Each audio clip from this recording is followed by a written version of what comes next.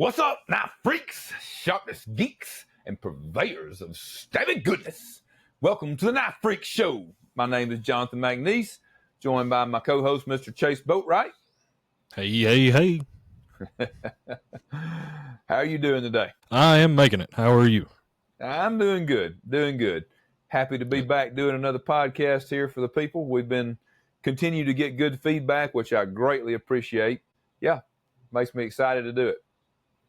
Yeah. It's always it's interesting, It's always like kind of not difficult, but trying to schedule it and being like, oh, I got to go do that and this and that. But then once we get in here, I'm always like, happy to just sit here and talk for however long. So yeah, it is work, but it's yeah, like you said, when you're actually doing the in the middle of the conversation, it doesn't feel as much like work. So yeah, for sure. But all right, cool. Well, how was your week? It was good. Spent a lot of it kind of doing some R&D, working on getting some leather sheaths going for YouTube people. I will be showing it now. I'm not much of a sewer, so I was trying to find a way to do a leather sheath without sewing, and I got some extra long Kydex rivets is basically what they are, or eyelets. And I've been cutting them out with a CO2 laser, and so far I'm pretty happy. Still got some stuff to clean up a little bit design wise, and also my leather working needs improvement for sure. But yeah, so far so good. Cool. Yeah, that's a cool concept. I like it. That's I actually hold on. I can show it to you. This was actually, I think, the first. I wasn't prepared for this, so bear with me. I think this was the first custom knife I ever bought at a small show up in Pigeon Forge years ago. Actually, it was the first knife show I'd ever even been to. And so it actually uses these little brads or whatever you want to call them. Yeah. So they're not. I like the thought of the eyelets, so you actually have attachment points and stuff. Now this one obviously has a belt loop, but yeah, it's the same deal. It's all. I don't know if it's glued. I assume it is because it feels pretty tight. Like the edges feel like they're probably glued together, and then just held together with those brads. And I'll confess I've never really carried it like to see how the sheath holds up, but actually one of the things I liked about it when I bought it was the sheath. I thought it was a really cool looking little sheath. So anyway, yeah, I like that concept a lot. That's cool. So that's kind of been your main thing you've been working on. Out of the ordinary, at least. And like you were saying, like I did glue this one, but then I tried one that wasn't glued, and so far they seem to be about equal. I couldn't really tell much of a difference as far as the gluing versus the not gluing sort of thing. But I've got this one, like you were saying, the eyelets for the attachment points. I've got an ulti clip on it right now, so I've been carrying it since I made it, just in the pocket, and that way, you can also, I think it's deep enough where you could run it horizontally and not have any issues about it falling out and stuff. So that's cool. It's just, I'm a big fan of leather. I've just never been good at making leather in any of my attempts. None of it comes intuitively. And it's just difficult. I mean, mad respect to any leather workers out there, because it's not an easy thing. It's its own set of skills. It's its own craft, and it's, I greatly admire the people 100%. That can do it. Yeah. What ounce leather are you using? I think it's 8 to 9 ounce, or maybe 7 to 8 ounce. Okay. Yeah. That's that was always. Yeah. That's what I read in all of the old school knife making books, and I've tried to use some thinner leather before, but it just, once it gets super thin, or once it gets pretty thin, I mean, it's still just skin.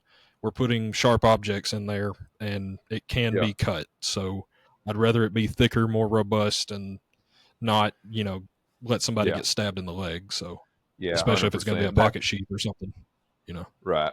That's I've seen a few other sheaths over the years, where people either just on cheap knives, where they're like cheap production sheaths or whatever, that are made out of the flimsy leather and stuff, and that just But if you're being able to do it out of decent thickness leather and it's holding together good, then that's great.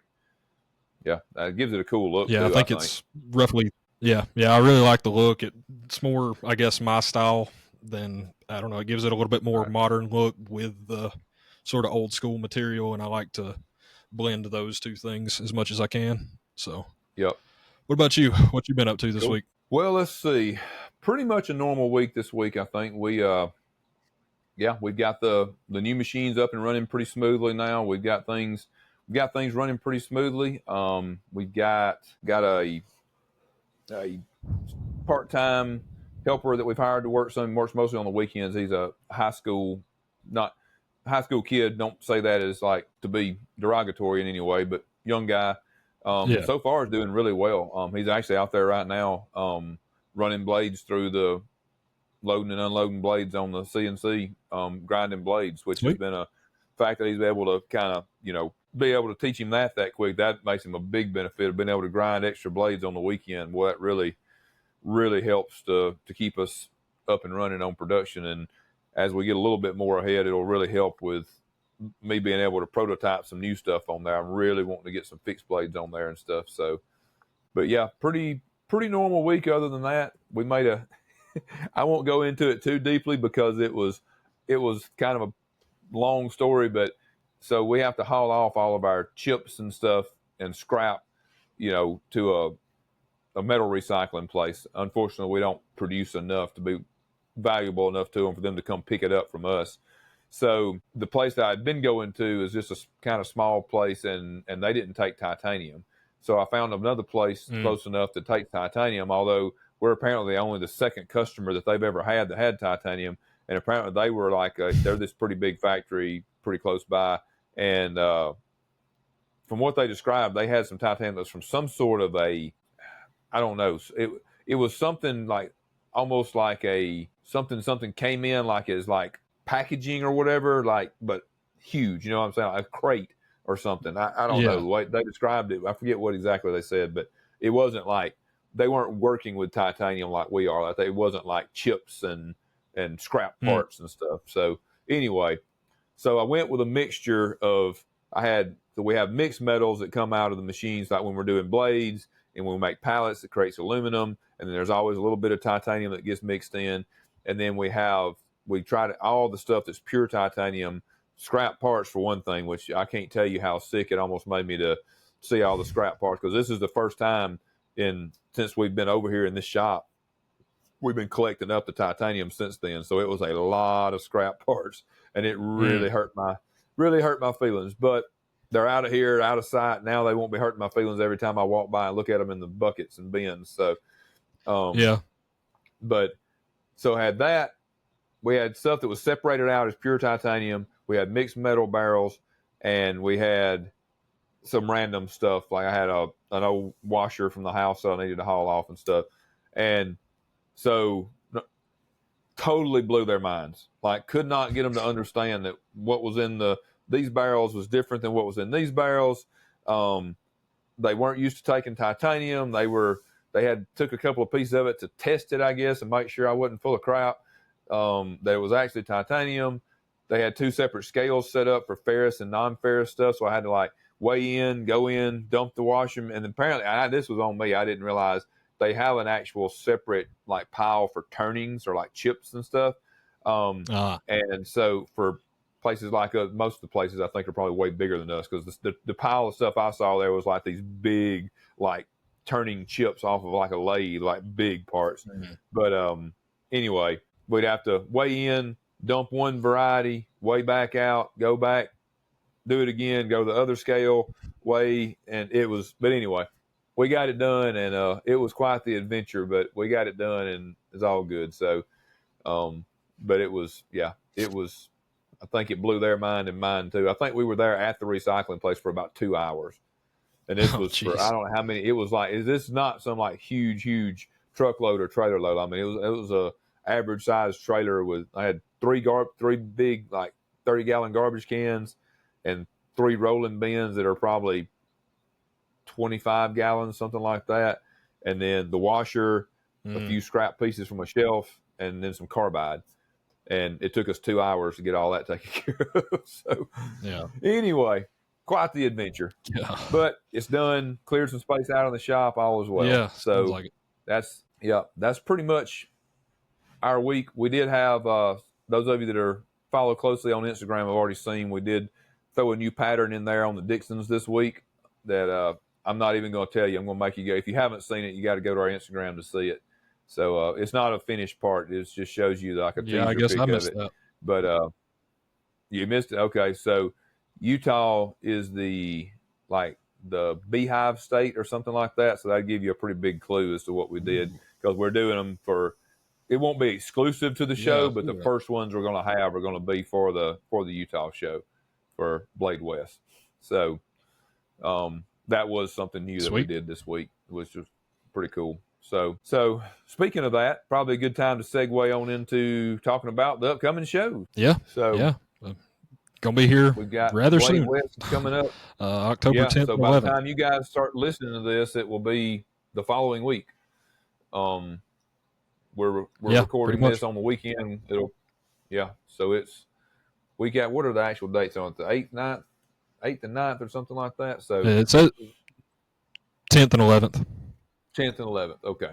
All right. So we'll be leaving out not this week that you're listening to this, but next week we'll be leaving out midweek to head out there and get ready to do that and see all you fine folks that can make it out to Blade Show West. So should be fun. Excited. Yeah, this is only our second year doing it. It was a lot of fun last year, so pretty cool place there. Salt Lake City is way different than middle of nowhere Alabama. I can tell you that. So looks way different. I can imagine. It's pretty cool. So really looking forward to that. Do you have any? Sorry, I was going to say, do you have any extracurriculars planned while you're out there? No, I don't think because, like I touched on last week, we got to do a pretty quick turnaround because we've got to. We'll get home like Sunday night, and by I think Thursday, I don't remember if it's Wednesday or Thursday. I get in the truck when Amy tells me to get in the truck, basically. So I never know when exactly I'm leaving. But I think it's Thursday we leave out for Pigeon Forge to go to the Smoky Mountain Knife Works Rep weekend. So we have a really tight window there. And so, unfortunately, no time for an extra day of playing or anything like that, which I would love to do. But so, I'd love to go out there and see some of the national parks and stuff like that out west, but just hadn't made it out there yet. I can't remember if I talked about it on here yet or not, but last year we rented a Turo, we rented a truck, and we did some driving around. We went up to, where did we go? We went out to Antelope Island for one thing, which is a really cool place that has buffalo roaming around out there, like bison, which was super cool. Some really cool views and stuff out there. Get to see the Salt Lake, that kind of stuff. So, and then we went a couple other places. I can't remember where. I'll just kind of some general sightseeing. But yeah, it was pretty cool. Definitely a different landscape than here. So, pretty cool. So. We will be at booth 226. One thing before we are going to have some. Yep. Say that again. No, go ahead. So we'll be at booth 226. We're going to have a pretty good variety of Dixons, some Mac 2s, and we will have some special.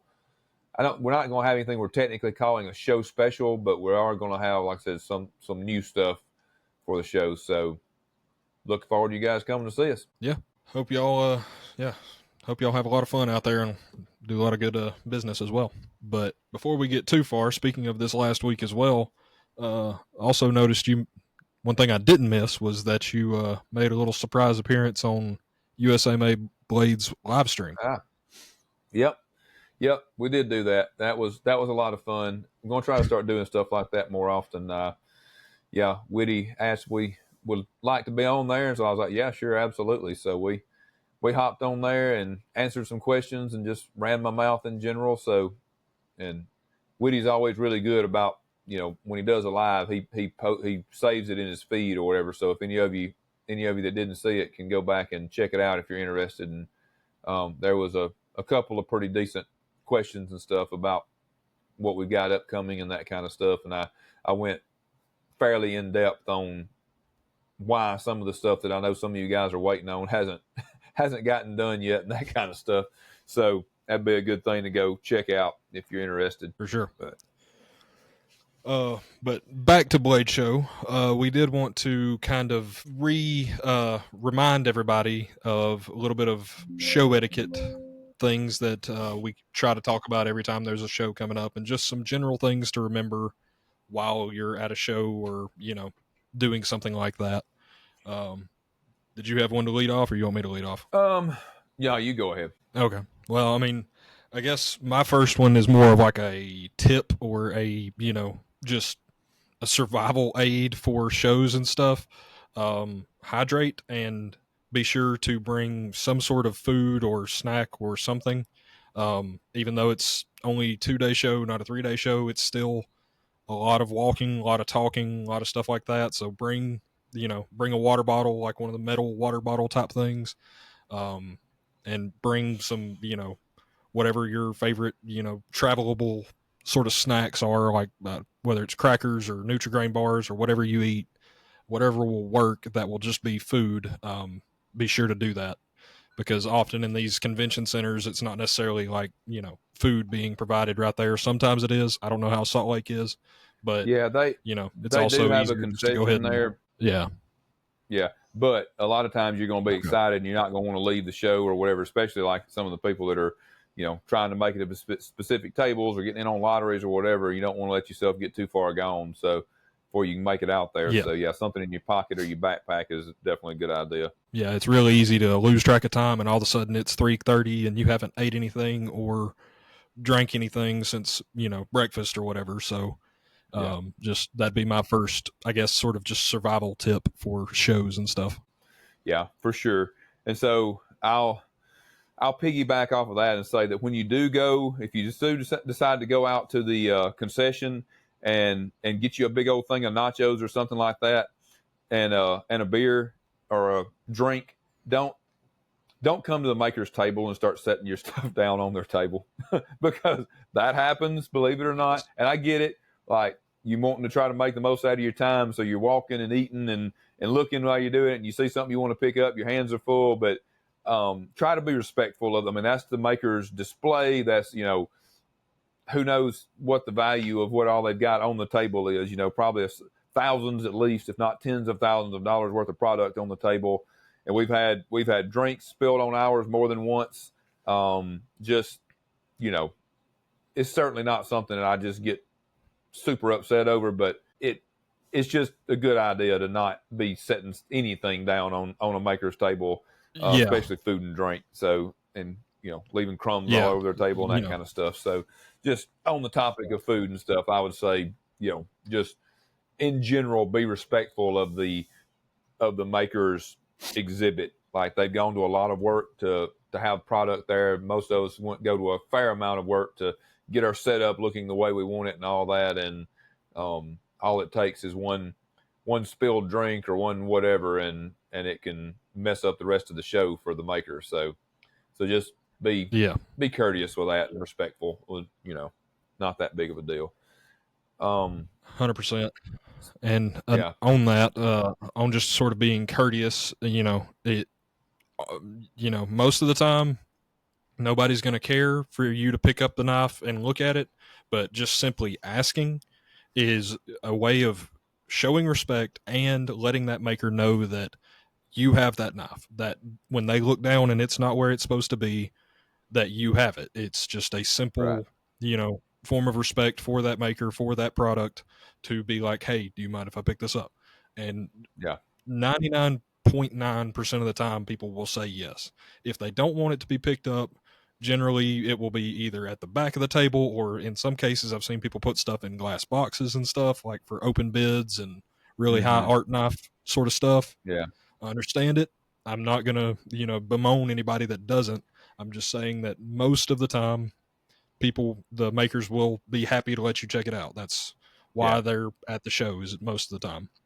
Right. And it's also a good conversation starter. Now you walk up to my table, you're probably going to get blasted with conversation, because I'm obviously, as you guys know, I'm sure I'm a talker, but some of these makers honestly are a little, shy about starting up a conversation with customers and stuff. And it's not that they're not good folks or want to talk to you. It's just, they're human beings too, and they're not necessarily that great at starting up a conversation. So that's a great way to kind of break the ice and, get a lot of the personalities that want to, sit alone in their garage or, in their basement or whatever and make knives, aren't necessarily the most outgoing type of personalities as well.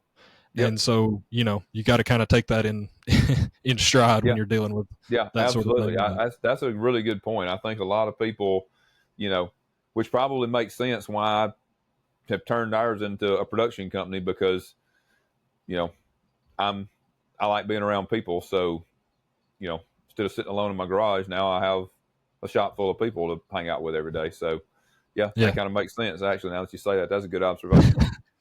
Yeah. Yeah, but just asking before you pick up a knife, or just being respectful of the knife in general. Like no wrist flicking it open, no wicked spider hole, reverse pinky flick, nonsense. Just open the knife normal. Be respectful of the fact that you don't own that knife, Yeah, and go from there. So yeah, what else you definitely got? agree.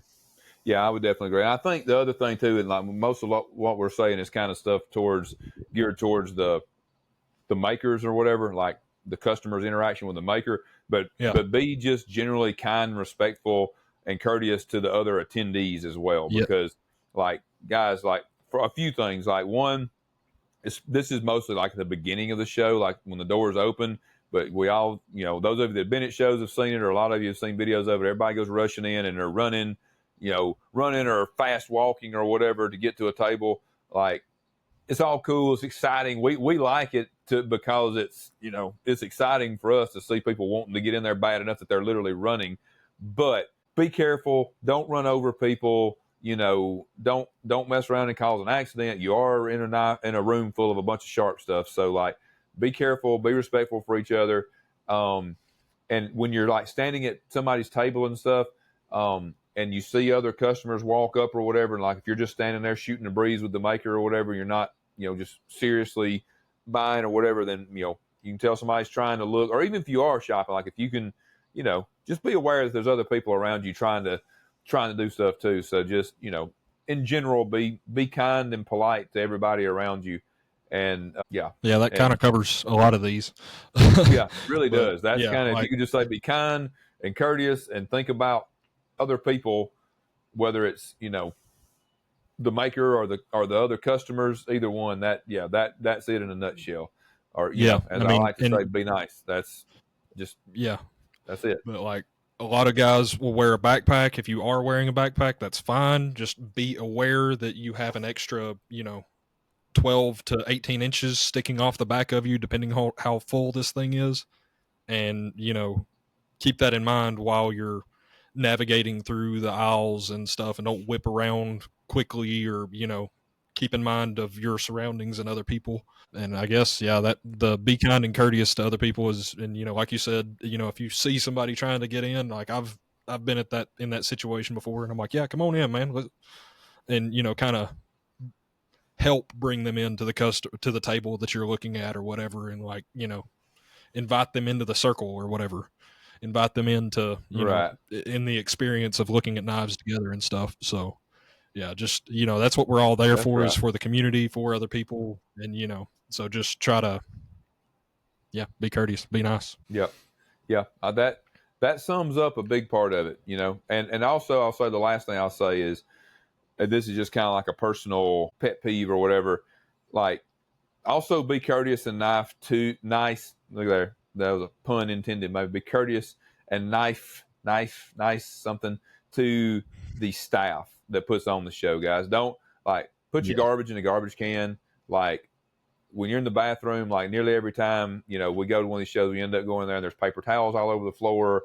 There's crap left on the sinks. Like be an adult, pick up after yourself, throw your stuff in the garbage, even if you see something sitting around that's not yours, that's garbage, then throw it away. Like you don't, if everybody does that, kind of the same principle as grabbing a stray buggy out of the Walmart or Lowe's parking lot. When you go to Lowe's and you see one sitting out there, like take it to the corral. Like be a good human being, be a responsible person. Like that just makes everybody's experience better. Nobody likes to go in, have to go take a bathroom break and go stand in a quarter inch of pee on the floor and paper towels all over the floor and all that crap. Like just be nice, decent adult human beings and pick up after yourself, and even maybe go the extra mile to pick up after somebody else if they weren't being that kind of person.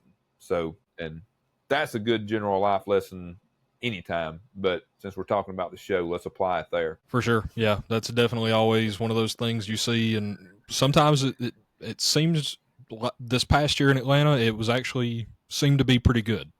Yeah, I will say. But yeah, I agree.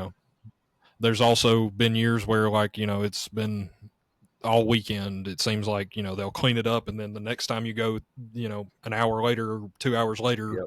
there's paper towels everywhere again. It's like, how do we not understand this concept? You take the paper towel, you dry your hands, you put it in the garbage can. It's simple. Like, let's just do that.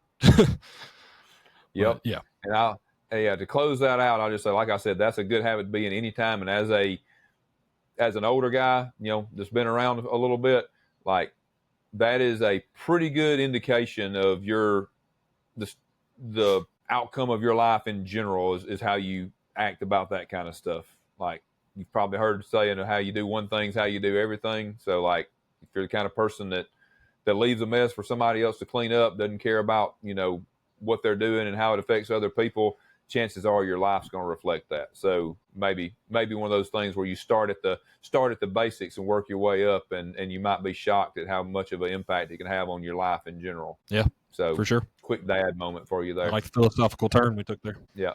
So, all right. So having said that, I feel like while we're on the topic of etiquette, there's a few things that I think Chase and I would both like to address as far as outside of shows, the knife community in general, right? And this is not necessarily, some of it's stuff that we've experienced, some of it's just stuff that we've observed. It's, I think, and we'll probably get into this a little more when some of the individual points, but I think a lot of it honestly is reflective of society in general and how it's changed with so much of our interactions being online now versus in person.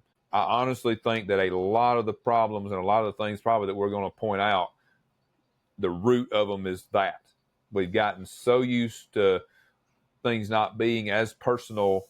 We view them that way, at least. Like, we forget that there's somebody else on the other end of that username that we're commenting to or whatever, right? Like, it's way different. I can tell you this.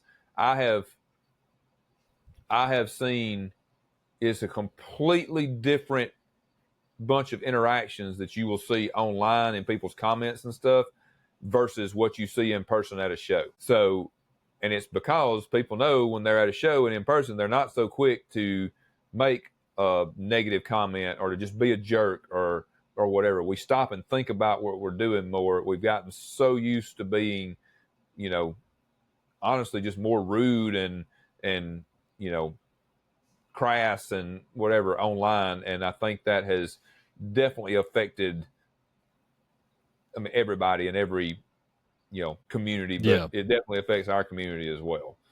So anyway, I just wanted to point out a couple of things that we've observed that I think as a community, I hope that by this point that you guys understand that, and this goes for Chase too, I know, but that for us, for our brand, like, a big part of what we want to do is to be a good influence on the industry in general and help the industry in general, like, not just to sell knives, but to help individual people, help the industry, be a positive influence, and, even down to our employees. Like, one of my goals as an employer is to try to make better people. Like, most of my guys are pretty much all fairly young. And so most of them are real young, honestly. And so my goal is to help them develop into even better, mature adults and stuff. So don't take this as like a, just a complaint session. We truly want to make the industry and the community better. And I think some of this stuff, just like the things we were just talking about with the show, it all comes down to pretty basic common courtesy. But again, there's a few things that we've observed that I feel like are probably worth addressing.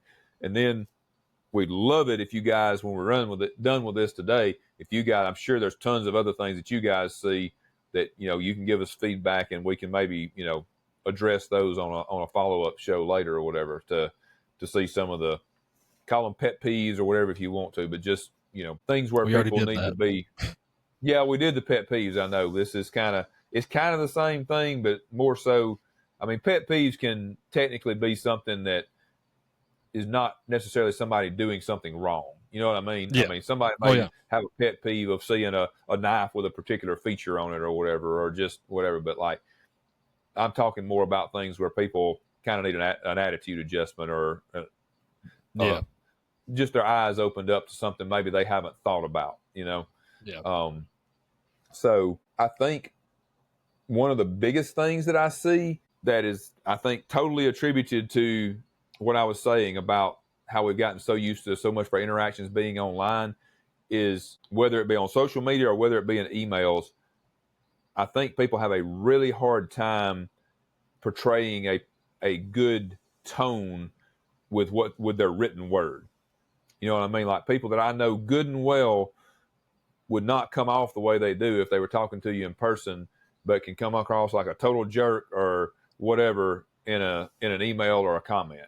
Right? We've all Yeah. seen that, and we've probably all been guilty of it. Honestly, we may assume that we're not being that way, but that doesn't mean that somebody else is not interpreting it that way when they read our comment or our email. Yeah. So I mean, I know I've definitely done it, and then like either it's early in the morning and I just shoot off a quick email or whatever to a company if I'm having an issue or whatever, and then I go back and read it later, and I'm like, didn't quite use my yeah, words tactfully there. I just kind of went in a little blunt, as it were. yeah, yeah, and that's again, I guarantee you we've all done it. And Mm-hmm. I'll say guilty. I don't know. I don't technically have a problem with like, especially like if you're emailing back and forth with somebody, you know, I don't think every email has to be just super formal, right? If you're initiating Yeah. contact with somebody, then it's probably good to be a little bit more formal, like, hey, how you doing? Wanted to talk to you about this, blah, blah, blah. Then when you start going back and forth in the emails, and when usually it's like, hi, sir or madam, or like when we're responding to somebody, it's like, hey, hey Chase, whatever. But by the time we go back and forth through 3 or 4 emails, I'm probably down to where I'm not putting hey Chase at the beginning of it. I'm probably just like making the statement like, hey, yeah, Yeah. sounds like you got an issue with such and such. We'll get this taken care of, do this for you, whatever. Like, and most of us, we're typing on our phone. I know, like for me, sometimes I get just totally frustrated even trying to type out 3 freaking sentences on my phone because between my thumbs being big and phones being what they are, like it's like it may take me redoing an autofill and all that, putting crap in there that I didn't even come close to meaning to type. Me trying to tell somebody you need to tighten your pivot screw, and it's something about their cat having rabies or something that pops up on my freaking screen. So, The um, quarter inch of calluses don't help with the typing either. yeah, yeah. So anyway, so I definitely have a tendency to try to make things short and sweet as much as possible. But I can also see how sometimes people might take that as me being a little curt or short with them, and that's Yeah. definitely not the case. Typically, if I'm trying to be a little, short with somebody or whatever for what I deem to be a valid reason, then I try to make sure that they can tell that, I try to not leave much room for interpretation, which is very rare. But anyway, just being aware that your tone and written word it takes a little bit more thought and effort. You don't have all the voice inflection, all that stuff that you do, the facial expressions when you're talking to somebody in person. So just be aware that of how you potentially coming across when you read that to somebody that you know what you mean, but you got to think about somebody that's receiving that it's just out of the blue to them. Like, how's it going to read to them, right? Yeah. So, and then you brought up a good point, something I think, especially when this is more specifically like when you're dealing with a company. I think there's so much crappy customer service and stuff out there these days, combined with how spoiled we all are to instant gratification and all that Yeah. people just automatically assume when they have a problem or they need to reach out to a company about something that if they don't come at them with guns blazing, that they're not going to get any attention and they're not going to get their problem taken care of. And Yeah. so they come in a little hot right off the bat because they want to make sure, their experiences they've had in the past with other companies and all the crappy customer service makes them feel like that if they don't do something to get that person's attention right off the bat, then they're not going to get their problem fixed. And, you know, they got hair raised and calls out before, immediately, you know, right. Yeah. Before anything even happens. Yeah. Right. So I would urge you to, especially if it's somebody that, you know, like I feel like we have a pretty good reputation for our customer service and stuff. Like we're going to help you out. We're going to take care of you. Like you're probably going to have, just to be totally honest, you're probably going to have your problem taken care of a lot better and a lot quicker and all that. If you come at us, I'm not saying you got to come in hat in hand, you know, oh, could y'all, you know, could you please, like, but just like a normal human being. Like, don't come at us like attacking us right off the bat, because we're humans too. And, you know, we're probably not going to react to that well. Like that's just human nature. So, you know, it's much better to just approach it as a mild-mannered, normal, you know, you don't have to take it overboard and be just, you know, apologetic or anything, but just be a normal, reasonable, like you would if you were telling us in person, you know, like there's no reason to, you know, to come at and I would recommend that unless you have a history with a company that warrants that, then that's probably the best way to approach most situations. Most of the time you're going to come out better by being nice. And then if you have to ramp it up, because the second you start off being aggressive on the first email or the first contact with them, they're already writing you off as a jerk right there. And they're not going to be as prone to help you, you know, especially if it's something where it's like maybe they have to bend their policy a little bit to help you out or whatever, you know what I mean? Like, you're probably not getting that if you're coming if it's not aggressive right off the bat. Yeah, if it's a problem but not like a warranty problem, that's when those rules start to get hard lines. Whereas if you're, you know, nicer about it, lines can be softened and, you know, kind of wiggle room is allowed.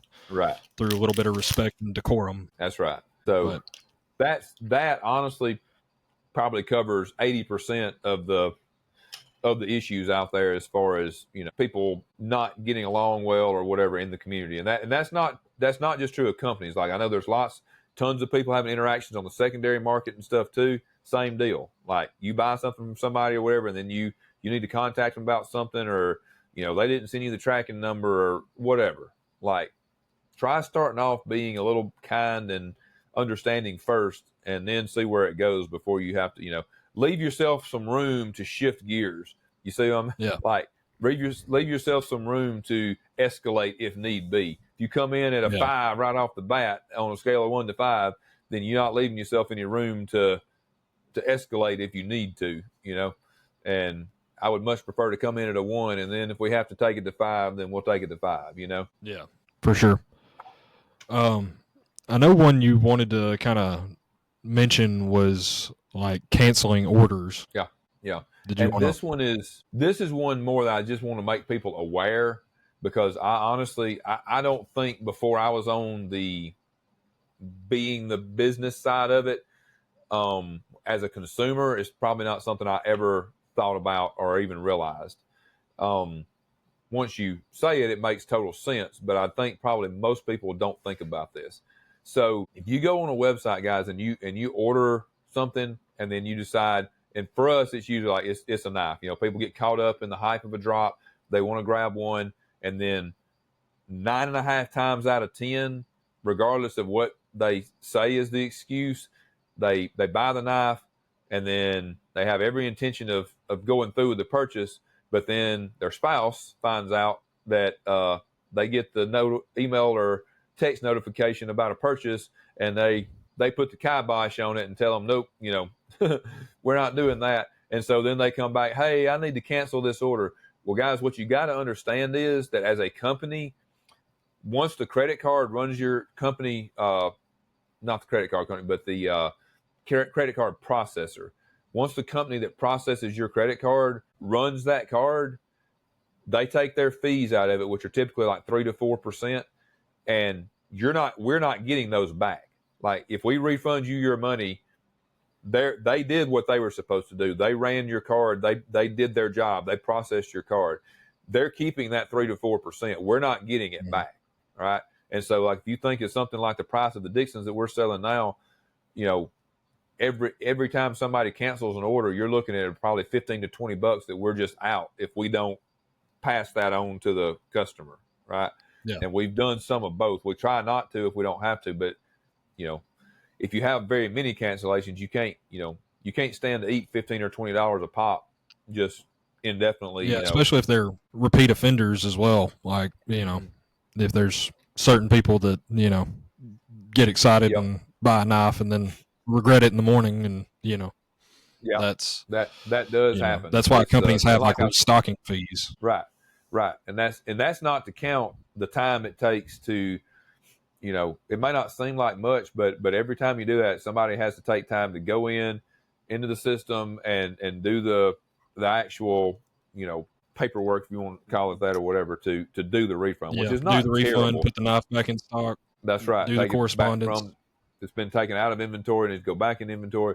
Like, the correspondence. So it adds up to, not a ton of time, but you get very many of them, and it adds up to a pretty good bit of time. And then, like I said, that coupled with losing those fees, that was the biggest thing that like I said, I can't say that I ever thought about that. I probably would have been one of those people that if I'd for which I very rarely ever, I can't remember ever canceling an order, but I can imagine if I had before being on this end of it and they had charged me a restocking fee, I probably would have not been very happy about it.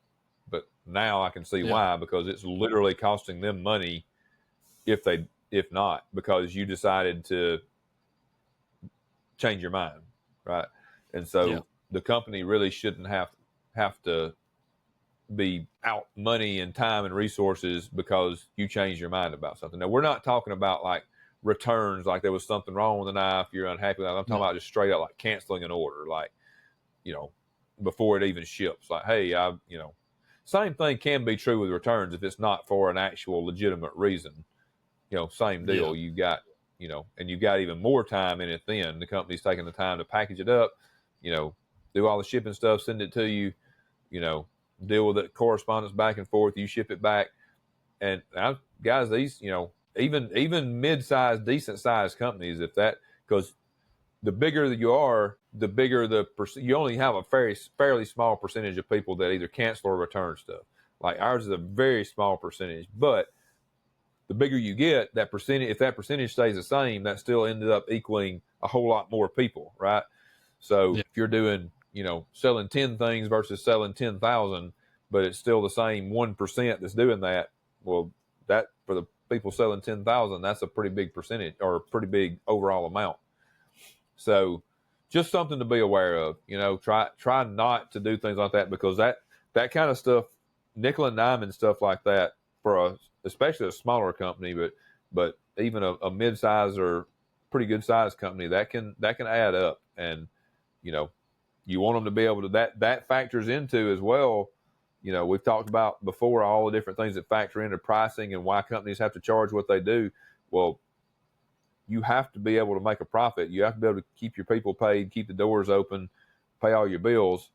Well, if you're having to pay out extra credit card fees constantly for a product that you're not actually selling, that factors into that and makes it a lot harder to keep your prices down if you're just basically blowing money because other people are being wishy-washy or whatever. So if you want people's prices to be lower, don't make them waste money. Yeah, and on that note, something you actually just dubbed a term for it before we started recording here is the customer bully culture.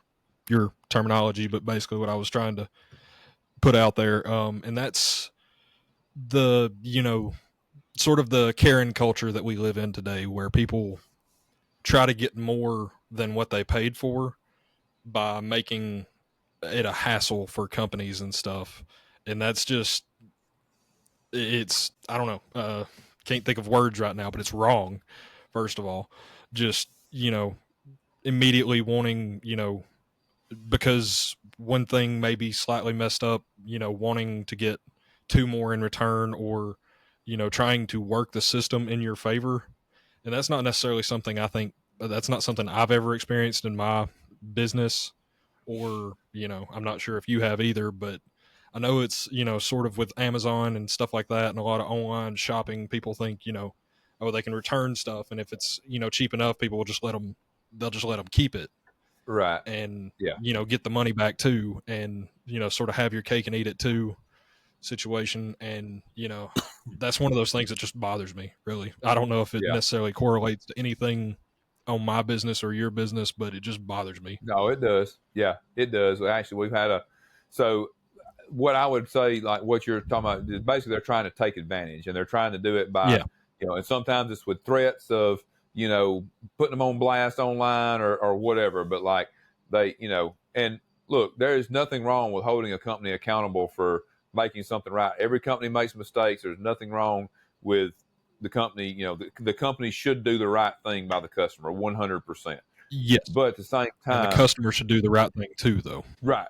And the kind of people that you're talking about are the same kind of people that would be like ambulance chasers if they were lawyers. You know what I mean? Yeah. Like they're that litigious, like, oh, you walk too close to me, I'm going to sue you. Like it's just that same kind of people that want to get a gotcha or take advantage of a situation any chance that they get. And that, yes, I think we all can agree that like ambulance chasing lawyers and stuff is, while maybe legal, is not ethical.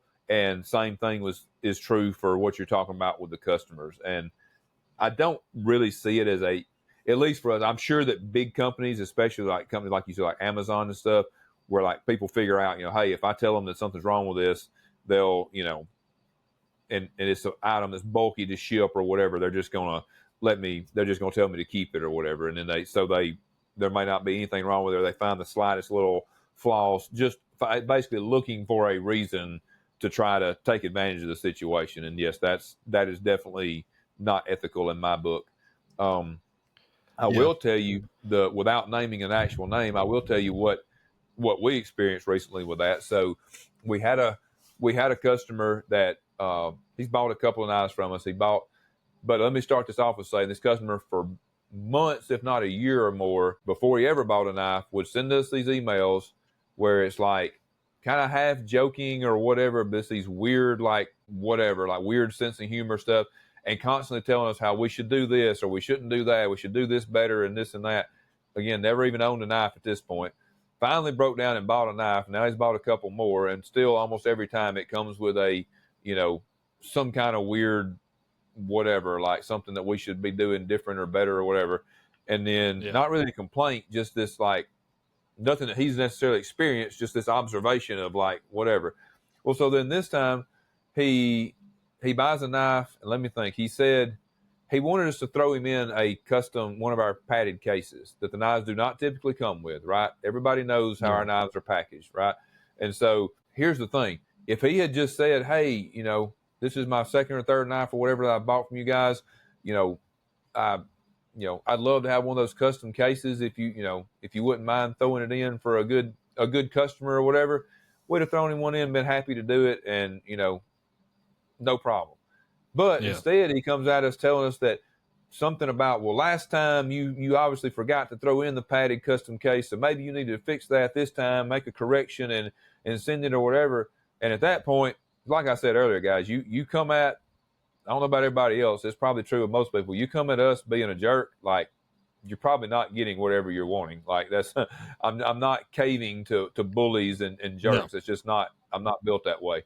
So, and I told him about, like, those don't come with them and whatever. And then came back with some other, smart ass response about, and then, oh, well, you may want to rethink that decision. You may lose business over this. And I'm like, fine, like, don't buy another knife. I don't care. But you're not, if you just asked nice, I would have given you one, but there's no way in hell you're getting a case now. And then, Yeah. I don't remember. I think finally he quit responding back or whatever. And then ended up buying another knife on this past week's drop. And I'll be honest with you, I had told Amy that if he bought another knife from us, we were refunding him, and he was basically on the do not sell list. Just so you guys know, I am 100% willing to do that. So, like, if you're a total jerk and you're going to be a pain in the back, just if you're going to be a jerk every time we have to deal with you for no reason, then I'd rather not deal with you. Like, that's plain and simple. Yeah. So it's not worth it. But anyway, so He bought another one, and he had to throw some. Oh, well, number one, and then he did a review on our site and gave us like a 4-star instead of a 5-star or whatever. And his only complaint was that because he thought it ought to come with a padded case, and we weren't willing to give him a padded case. So that is a trying to sabotage our business and bring down our reviews and stuff because you thought that the knife, even though you knew up front, you bought more than one from us, you've seen plenty of unboxing videos, you know how our knives are packaged. If you didn't think that there was enough value in the knife and the way we do it for what you paid for it, then you shouldn't have bought it. Then Don't buy it and come trying to say that we should be throwing in free stuff for you. And if not, we're somehow the bad guys. And if that deserves, a less than stellar review just because you wanted extra out of there. This is 100% what you're talking about of somebody trying to be a bully to try to get their way. And so then buys a knife on this past week's drop and still makes some kind of smart ass comment about the case or whatever. Well, I was that close to just saying, I told Amy, I was like, cancel his order. He's never buying anything else from us. Like anything he orders from us going forward, just cancel it. I'll eat the credit card fees that we were talking about a while ago. I don't care. And she was like, no, you know what? We're just never responding to him again in an email unless he has a legitimate concern, of course. Like we were just never responding to any more of his emails. If he wants to keep spending money, we'll keep taking it. So I was like, all right, that's fine. But I'm not communicating with this dude anymore. Like, do not be a jerk. And like for no reason, like again, all you had to do was be nice. We've given out plenty of those padded cases to people. Like all you had to do was be nice, and you couldn't do it. So no, I'm never helping you with anything that I don't have to again. Period. So, and if y'all think I'm the only one that's like that, I'm not. I promise you. No. That wouldn't. I mean, I'm not nearly the scale you are, obviously, but that definitely. And a lot of the people I know, though, it wouldn't work that way. But I mean, I'm wondering if he had talked to another customer and they were like, "Oh, on my third one, they, or third or fourth one, they sent me a padded case for free or whatever." Yeah. And it's not impossible. He was just based off of all the prior. Based off of all the prior jerkish things that he said and done. Like I said, I mean, it was literally months, if not a year or more, that we would just randomly, every couple of months, we would just randomly get this email about, basically how he likes our products, but then at the same time dogging us out. It's like, dude, like just either buy something or go away. I don't care, but just leave me alone. Yeah. So anyway, that was a perfect example that literally just happened to us over the past 2 weeks. So yes, don't try to be a bully because it's like I said, I love our customers, and I think everybody that deals with us knows this. I love our customers. We try to treat them great. We try to treat them like royalty. But if you're a jerk, like y'all know, I'm putting the wrong on. Y'all know that the be nice thing is my motto. But being nice does not mean letting people run over you. As a matter of fact, It's kind of the opposite. Like letting people run over you is not the same thing as being nice. So just because somebody is being nice and preaches being nice and all that does not mean that they're going to let you run all over them. Like that's not. Yeah. If they do, they're just letting you basically get by with it, and encouraging you to do that to other people, and that's not being nice. I would rather put my foot down and let somebody learn a lesson from it than to them to go on treating everybody else that way. So anyway, that's a frustrating one, and one that I'm not going to put up with personally. So, that's a good point. Close to wrapping it up on these. All right. Got a few more written down. What do you want to go to next? The next thing I had written down was like the brand new inbox secondary market sort of thing, and then how that ultimately get, and this is one that's not necessarily, this is just about the community in general. This is not one, I mean, I don't sell stuff on the secondary, so it's not something that I have particular experience with other than hearing the stuff or whatever. Do you want to explain what we're talking about?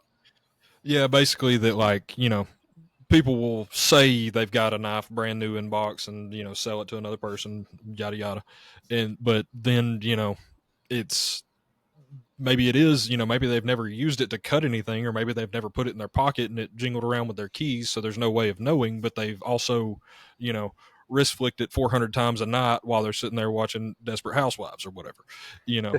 Sorry, I went a little bit your way there. That's so true. No, I love it. But yeah, that, and not necessarily, but mainly not telling other people hey, put a scratch on it, I, cut through a cardboard box and there was a, staple in it or whatever. And, or, but just saying like, this is how it came. This is brand new in box, and not owning up to their own things, and, sort of just passing the buck along. And that buck ultimately stops with us, the manufacturers, Yeah. because, the person who bought it on the secondary, the person who sold it said it was brand new in box. That's how it came from the factory. And all they know is that's, they're just taking them at their word. And then they see something that is not up to what they perceive as standard, and it may not be. But that's also probably not how it left the factory or the shop or whatever, version of that is. So, Yeah, that happens a lot, guys. So like this is the part that kills me about it, is it's not always, but it's a big percentage of the time. You'll have somebody that'll contact us about a QC issue, and I say QC with quotation marks, a QC yep. issue, and I bought this from the secondary, but it was brand new in box, never used, and so, but it has and I'm like, well, usually the first question we ask then is, well, did the seller tell you about this issue? And they're like, no. Well, so you're telling me that somebody sold you something that's brand new in the box, didn't disclose anything about an issue, you found an issue, but the first person you decide to blame is not the person that was not honest with you and that sold you the knife and didn't tell you it had an issue. They've already established that they're not trustworthy because they basically have already lied to you. But yet your first instinct is to blame the manufacturer, and it just has to be a problem with their QC. Does that make any sense? Like, to me, that makes no sense, right? I mean, there's some things that could obviously, I mean, if you get something that's got some kind of janky milling on it or something that obviously came from, that the previous owner didn't put it on a mill and, mess up the milling or something, then yeah, absolutely, right? But like something like one we get pretty frequently is because, especially with the Mac 2s, because of the way we make our detents, would be they would get them in and, I got this Mac 2 on the secondary, but the detent, I thought y'all had great detents. His detent's super weak, like the blade just falls out of it. I'm like, well, yeah, that's because the person didn't tell you that them or whoever, if they weren't the first owner, that somebody along the line intentionally weakened the lock bar because they thought the detent was too strong. Because unfortunately, people know that that's a trick to do, and they do it, and then it gets passed off to the next person as brand new in box, and without disclosing that, hey, I tweaked some stuff, and then that basically hurts the company in that person's mind that just got that knife and thinks it's brand new in box. This is the way it came from the factory, and they get it out, and it's not what they expected. Well, who are they blaming? They're blaming us when somebody, it's like you said, it's not in the same condition it was when it left our shop. So, and that kind of stuff happens a lot. Like it's pretty common. So that back when I was working for you, if we got one in for warranty, and I remember a couple times, like, you would get it out over on your side of the shop and flip it open, and I'd be like, yeah, pivot's loose or something like that from across the shop. I can't even see it. I haven't even touched it, but I'm like, yeah, pivot's loose. And I remember that. Just from the sound, because I did it all day long. Like, that was the sound I heard 1,000 times a day. So if it was slightly off, I could tell. And it was loose because the person had gotten it and adjusted it and then passed it off to somebody else with their adjustment on it, and the person thinks that that's the way it came from us, and then so they contact us, which is fine, and we're glad to help you with your problem, but just know up front that if you're buying a knife on the secondary, there's a good chance, and it has a problem, again, unless it's something super obvious that had to have come from the factory, like, again, messed up milling or the blade bevels or uneven or something like that, like, then there's a good chance that the person that sold it to you is responsible, and that's why. So don't just automatically assume that the company is the bad guy here, because we've seen it a ton of times. And like when you're talking about with a loose pivot, that was obviously where somebody had adjusted and loosened the pivot, because number one, our pivots don't loosen up very, very often because we generally Loctite them pretty well. And they just don't really, it doesn't really happen very much. But so yeah, multiple times over the years, it's actually pretty common that we'll get one in. It's obvious that it's been messed with. We get them in where it's obvious that somebody has swapped the blade with a different one, which of course we do not. That's not okay. That's not, automatically your warranty is voided. Like that's not, you can't do that. But you get it in and like everything about the fit up, the detent, the lockup, everything is wrong. And it's like, this is not the blade that came in this knife. Yeah. I mean, you can't get a Corvette and, immediately take the engine out and put a different engine in it and then send it back to Chevy. Like it don't and then work complain like that something's wrong with your drivetrain or whatever. Yeah. This is not how this works. Like, but on the topic of the brand new in box and like that whole thing, like the other part of this is back to leading what we talked about at the beginning in it's how you approach it. If you're immediately like, hey, this knife is messed up. What's wrong with this thing? Like, what's wrong with your QC? Why can't you make the knife right?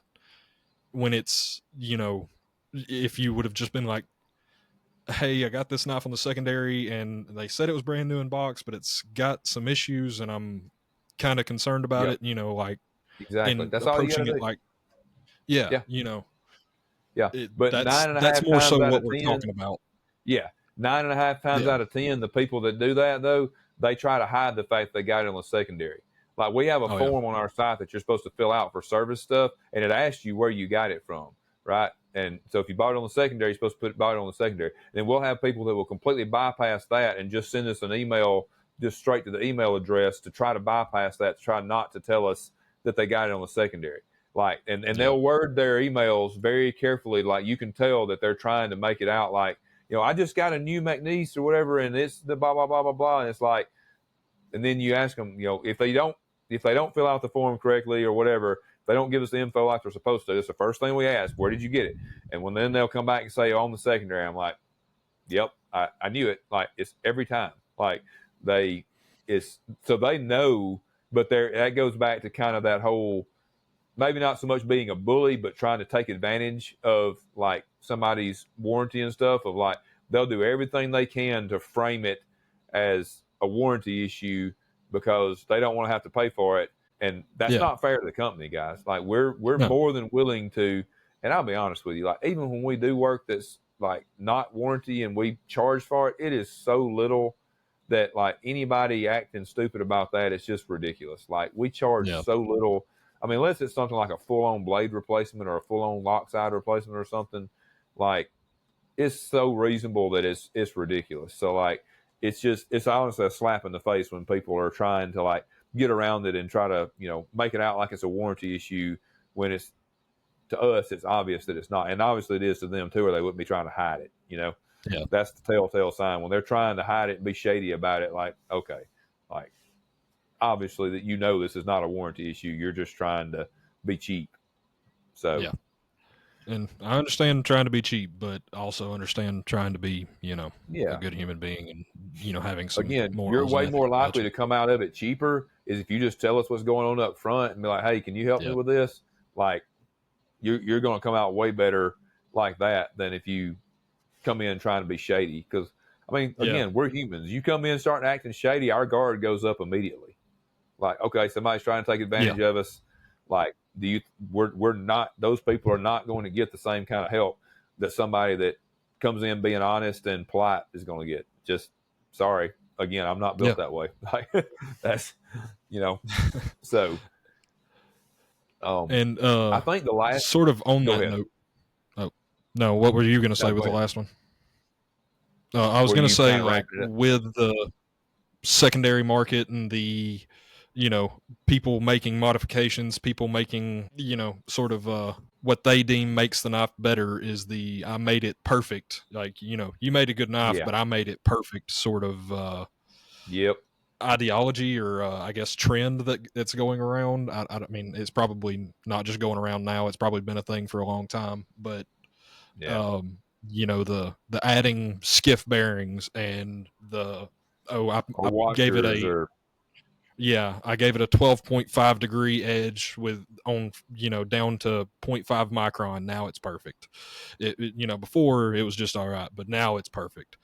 And just sort of, I guess that's more of a pet peeve sort of rant than an etiquette sort of rant. But yeah, Yeah, just one of those but things. that's still, in my opinion, kind of being a jerk. Like if you're going to be a Yeah, supporter of a brand, like be a supporter of the brand. Like if you like the knife, because we've got a couple of those.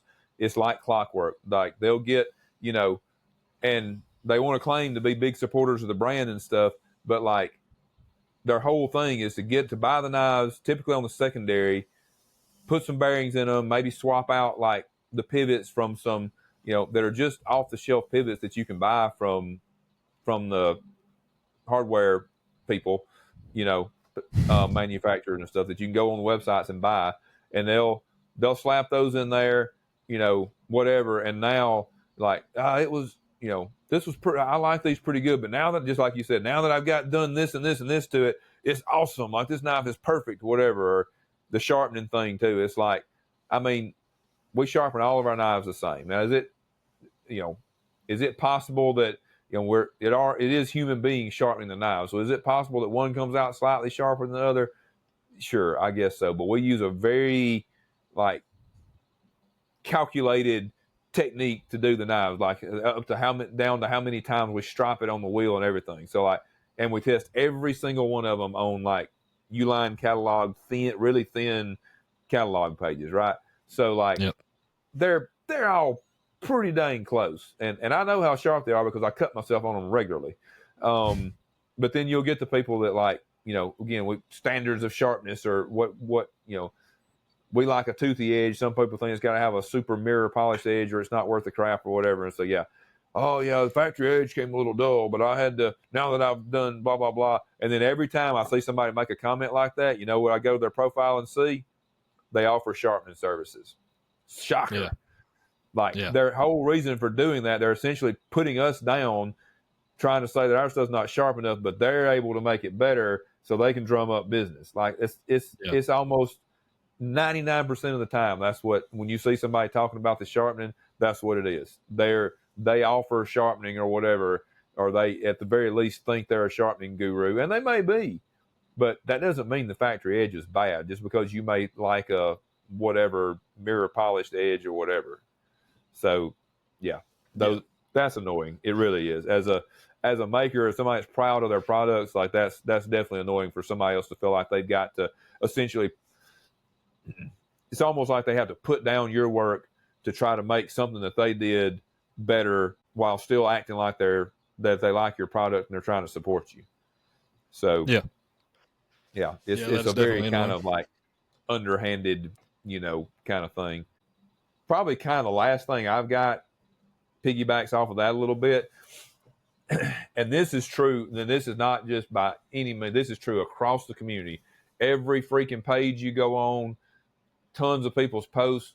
Like, guys, and I'm just going to tell y'all, like Amy, when she got into, when she came full time in the business and she deals with it more now, I could not tell you how many times she has told me, she's like, oh my God, men are worse than freaking 12-year-old girls. I never would have thought it, but like they are so dramatic and so just over the top dramatic about everything. I would have never guessed it. And she's 100% right. Like, it's just the craziest stuff. People get so bent out of shape over something so simple or so stupid and act like it's just the end of the world or whatever. It's just this over dramatized, just like, guys, everything is not, some major thing. You know what I mean? Like the example that always sticks to me with me is one, this is several years ago.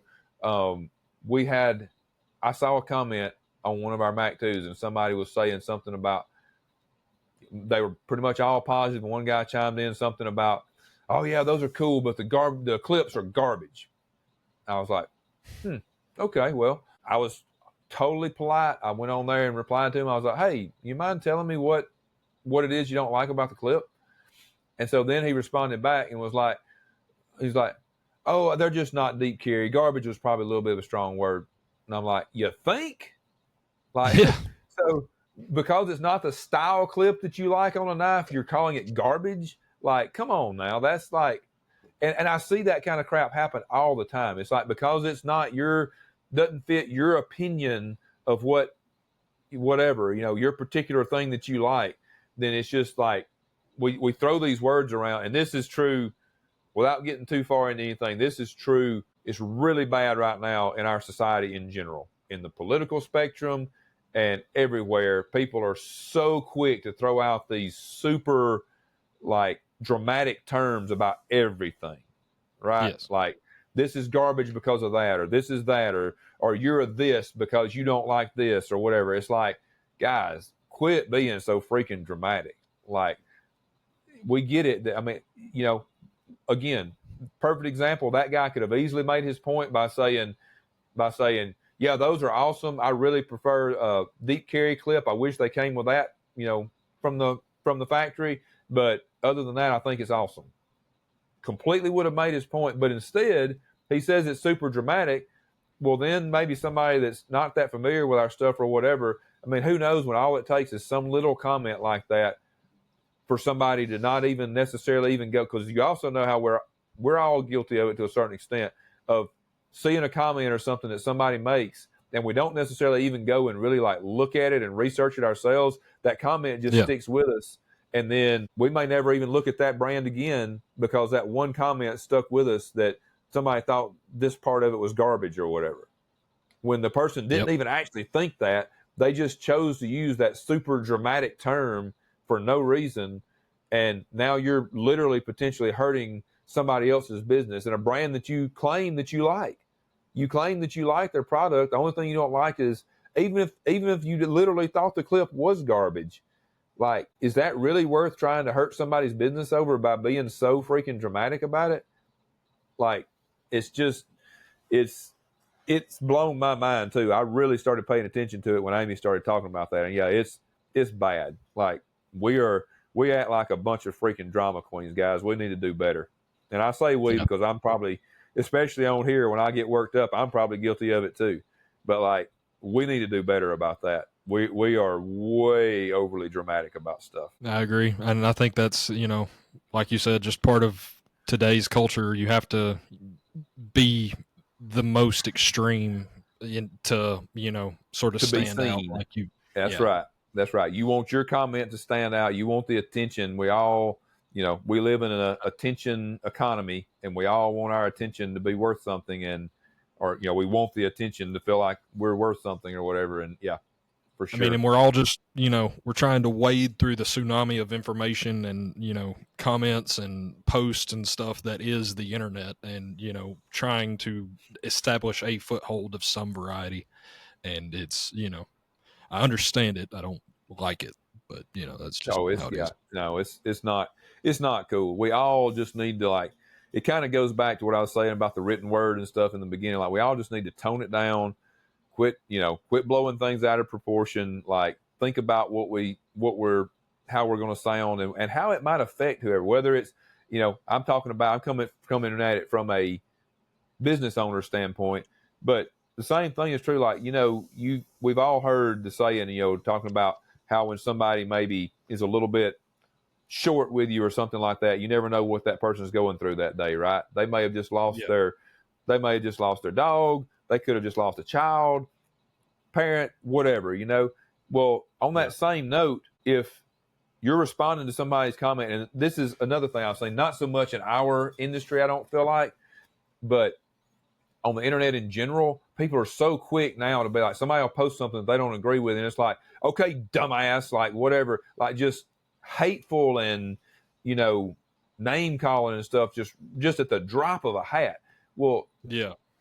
So, and sometimes it'll come, or just where somebody's expressing their opinion. They're not necessarily even being like, the original person that made the comment that got responded to like that, maybe wasn't even necessarily trying to stir anything up or whatever. Well, how would you feel if you found out down the road that you got on there and made a reckless comment like that, and that person that you responded to like that was in a really bad place and caused them to do something like take their own life or something? Now, yes, I know that's extreme, but you never know what's going on in somebody's life. And I don't want to be responsible for even somebody, making somebody have a bad day, Yeah. much less, just by me being overly unthoughtful and dramatic about something. Like, we need to stop and think, guys. Like, you never know what the person on the other end of that comment that you're responding to.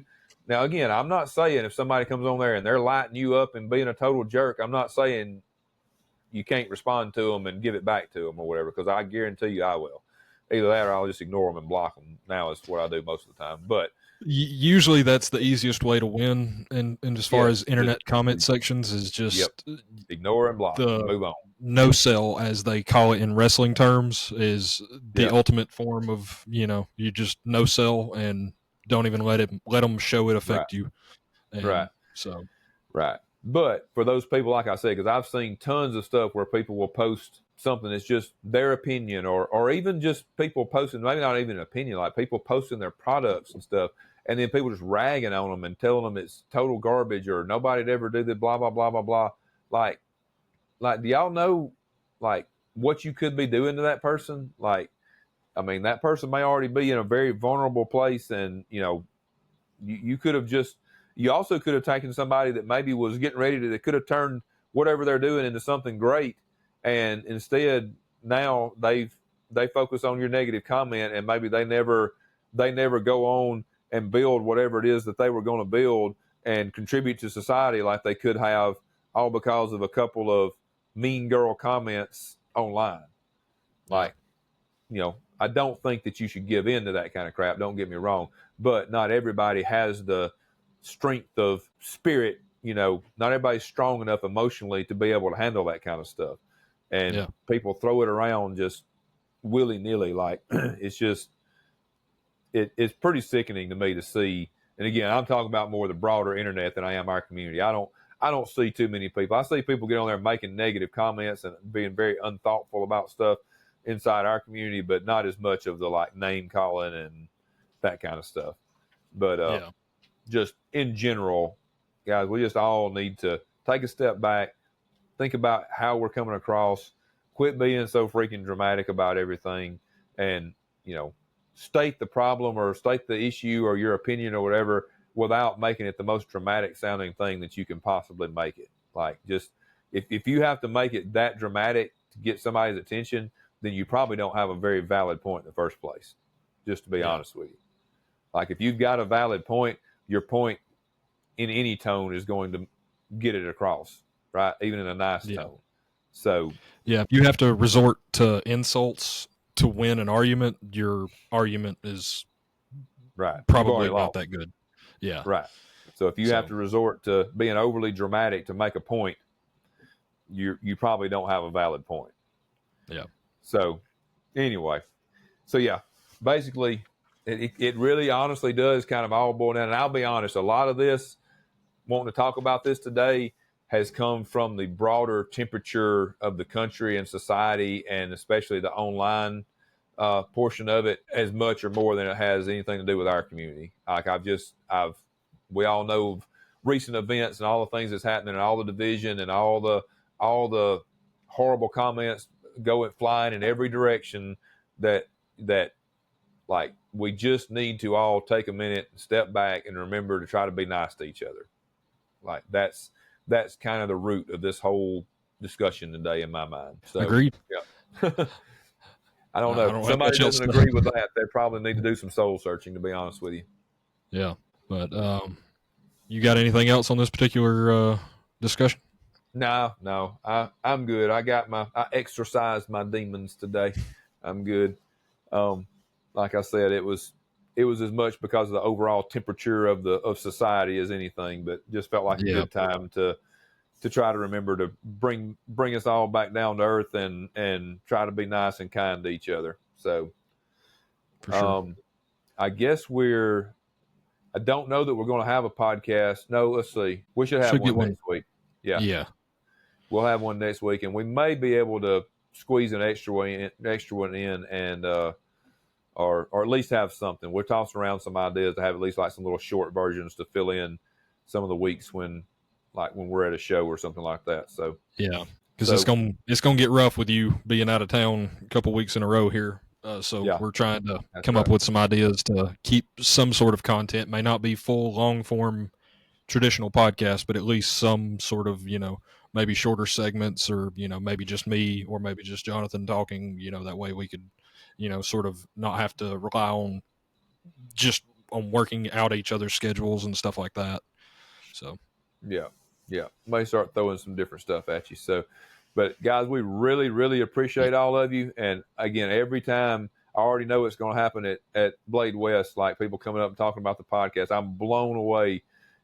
Even the comments online, but especially in person, like I'm just blown away how many people come up and say something about the podcast. Because to me, it's just kind of hard to believe that many people are actually listening to this, and I have no idea how many people it actually is. I'll be honest, I haven't even been really looking at like the analytics and stuff. So it's super cool, and we appreciate you guys, and we appreciate you participating and commenting on our stuff. And keep in mind that stuff helps, guys. Comment on our stuff. The bigger we can grow the show, the more stuff we'll be able to offer, to include, interviewing more guests and all that. So, the bigger following we have, the more people are going to want to come on here and talk, to get exposure. So you can help us by helping us grow the show. That will allow us to get, guests and things like that. So we really appreciate it, and please continue to help us grow it. Yes. One quick thing. You mentioned possibly having stickers of the new logo. Are those going to be done for Yes, Epsiode they're West? done. I have Sweet. them. Yeah. I didn't think to have them here so I could show you, but they're basically just a round sticker of the new logo. They're pretty sweet. So, we will have those. Sweet. And we'll have some of the Knife Freak show, the WWF style that you did up. We'll have some of those NWO, yes. as giveaways. Yeah, we'll be giving away stickers and shirts at Salt Lake City. So, guys, please come by and load up on some swag. Yes, for sure. Cool. Well, we appreciate you guys, and we'll see you next week. Let your freak flag fly.